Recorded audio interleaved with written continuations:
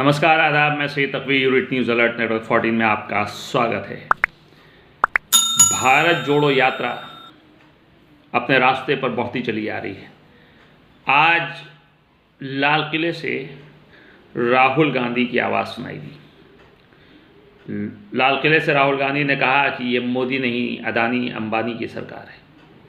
आज शनिवार को शाम दिल्ली के लाल किले पर जब भारत जोड़ो यात्रा पहुंची तो कांग्रेस नेता राहुल गांधी के साथ मंच पर एक जाने माने, एक फेमस अभिनेता कलाकार कमल हासन और कांग्रेस अध्यक्ष मल्लिकार्जुन खड़गे भी मौजूद थे। लाल किले से राहुल गांधी ने लोगों को संबोधित करते हुए भारतीय जनता पार्टी की केंद्र सरकार को कटघरे में खड़ा कर दिया। उन्होंने कहा कि नफरत की राजनीति भारत में पनपती चली जा रही है। उन्होंने नफरत की राजनीति और चीन के मुद्दे पर भारतीय जनता पार्टी की मौजूदा सरकार से बड़े सख्त सवाल किए। राहुल गांधी ने क्या कहा, सुनिए। राहुल गांधी ने कहा कि मीडिया में अब हिंदू मुस्लिम दिखाया जा रहा है और इसके ज़रिए भारत देश में सिर्फ और सिर्फ नफरत फैलाई जा रही है। लेकिन साथ ही साथ राहुल गांधी ने कहा कि ये मीडिया का कसूर नहीं है, ये मीडिया वालों का कसूर नहीं है, बल्कि उस मीडिया के पीछे जो उनके मालिक हैं ये उनकी ताकत है। राहुल गांधी ने कहा कि मैं तकरीबन 2800 किलोमीटर का सफ़र तय कर चुका हूं और इस दौरान लाखों लोगों से मेरी मुलाकात हुई है, बातचीत हुई है। उन्होंने कहा कि मैंने जो महसूस किया कि लोग एक दूसरे से प्यार करते हैं, वो नफरत नहीं करते, लेकिन मीडिया वाले इन सब बातों को शायद दिखाते नहीं हैं या दिखाना उचित नहीं समझते। राहुल गांधी ने कहा कि हकीकत और सच्चाई ये है कि 24 घंटे भारत का मीडिया सिर्फ नफरत की खबरें दिखाता है। इससे लोगों का जहन भटकता है, ध्यान भटकता है और जनता का पैसा इन मालिकों की जेब में जा रहा है। उन्होंने कहा, राहुल गांधी ने, कि ये सभी जानते हैं कि ये भारतीय जनता पार्टी की नरेंद्र मोदी की सरकार नहीं है, ये अडानी और अंबानी की सरकार है। राहुल गांधी ने भारतीय जनता पार्टी की पॉलिसी पर हमला करते हुए कहा कि जीएसटी एक पॉलिसी नहीं है, बल्कि ये छोटे और मीडियम जो बिजनेसमैन हैं, व्यापारी हैं, उनको मारने का एक वेपन है, एक हथियार है। उन्होंने कहा कि युवाओं को रोज़गार नहीं मिल रहा है, जीएसटी रोज़गार देने वालों पर लगा करके उनकी कमर को तोड़ दिया गया है। जो सरकार जीएसटी लगा करके व्यवसाय और व्यवसाय की कमर तोड़ दे, वो आखिर युवाओं को रोज़गार कैसे दे सकती है। राहुल गांधी ने भारतीय जनता पार्टी के बारे में आगे बोलते हुए कहा कि भारतीय जनता पार्टी ने धर्म की बात उठाई तो उन्होंने कहा कि मैं भी हिंदू धर्म की बात करता हूँ। हिंदू धर्म में कहाँ लिखा है कि गरीब लोगों को कुचल के मार देना चाहिए, कमज़ोरों को सताना चाहिए। उन्होंने कहा कि मैंने गीता पढ़ी, उपनिषद भी पढ़े हैं, लेकिन ये तो मैंने कहीं नहीं पढ़ा। राहुल गांधी ने अदानी अंबानी की तरफ इशारा करते हुए कहा कि प्रधानमंत्री पर भी इनकी लगाम लगी हुई है, ये समझना बहुत ज़रूरी है। उन्होंने कहा कि आज भारत में स्थिति ऐसी पैदा हो गई है कि हिंदुस्तान के बंदरगाह अदानी अंबानी के हैं, कंपनियां अदानी अंबानी की हैं, फ़ोन उनके हैं, लेकिन अगर हमारे पास कुछ है तो वो है सच्चाई, ट्रुथ। उन्होंने कहा कि भारतीय जनता पार्टी ने मेरी छवि बिगाड़ने की पूरी कोशिश की। राहुल गांधी ने कहा कि जब मैं पॉलिटिक्स में आया, राजनीति में आया, तो यही मीडिया मेरी प्रशंसा करती थी और मैं फिर भट्टा परसौल गया और वहाँ मैंने किसानों की ज़मीनों के मुद्दे को उठाया, उनकी इस मुद्दे को छेड़ दिया। इसके बाद से वो मेरे पीछे पड़ गए। प्रधानमंत्री और भारतीय जनता पार्टी ने हज़ारों करोड़ रुपए मेरी छवि को बिगाड़ने में लगा दिया। राहुल गांधी ने कहा कि इन सब हरकतों के बावजूद मैं खामोश रहा और मैं देखता रहा कि आखिर इनके अंदर कितनी ताकत और कितना दम है। उन्होंने कहा कि 1 महीने में मैंने सच्चाई दिखा दी, एक आईना दिखा दिया।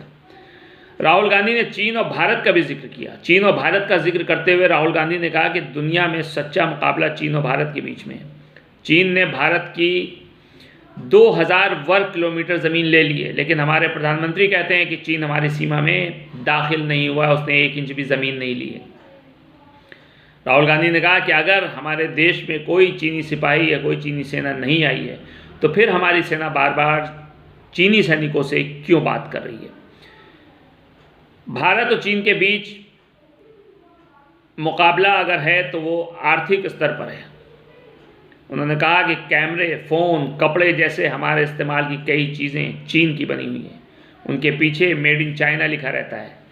राहुल गांधी ने कहा कि हमें वो हिंदुस्तान चाहिए जहां हर तरह के सामानों के पीछे मेड इन इंडिया लिखा होगा, तभी युवाओं को रोज़गार मिलेगा।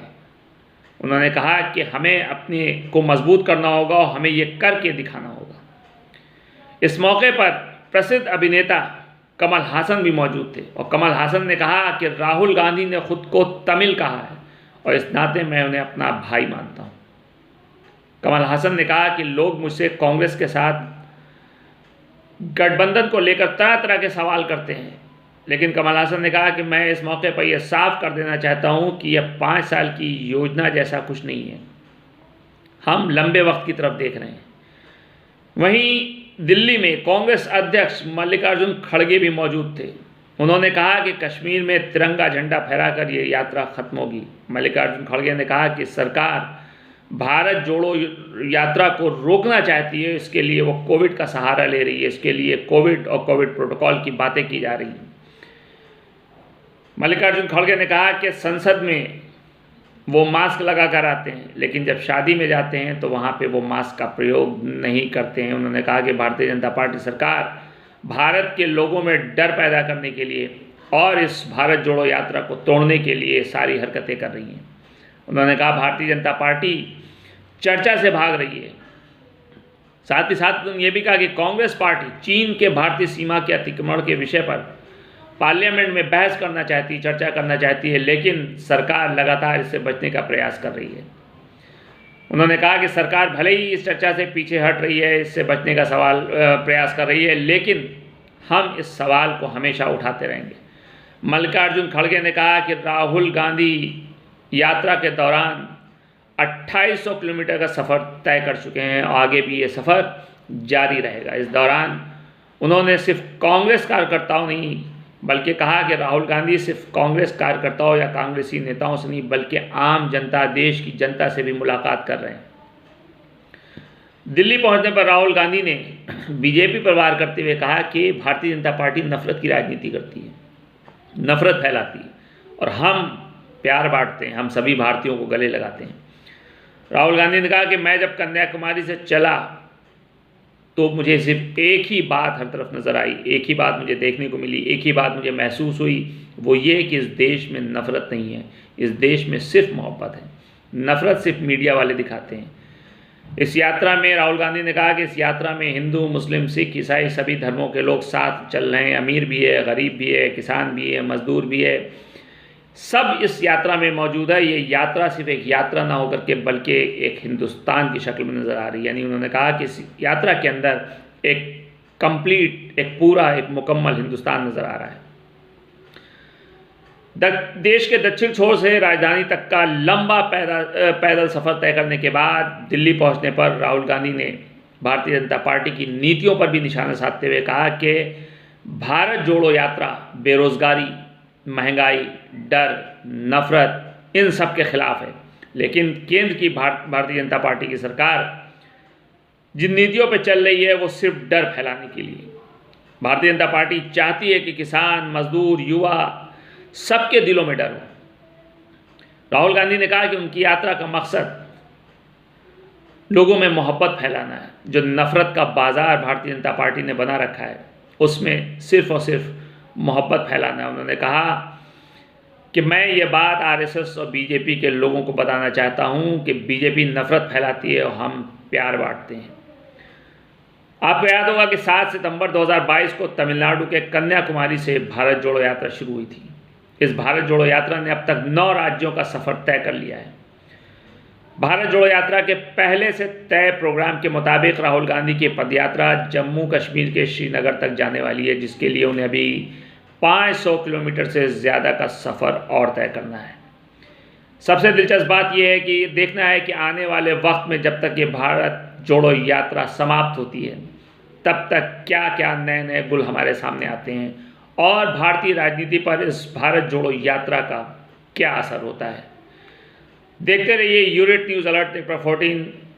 ख्याल रखिए, सुरक्षित रहिए। मिलते हैं नेक्स्ट एपिसोड में, तब तक के लिए नमस्कार।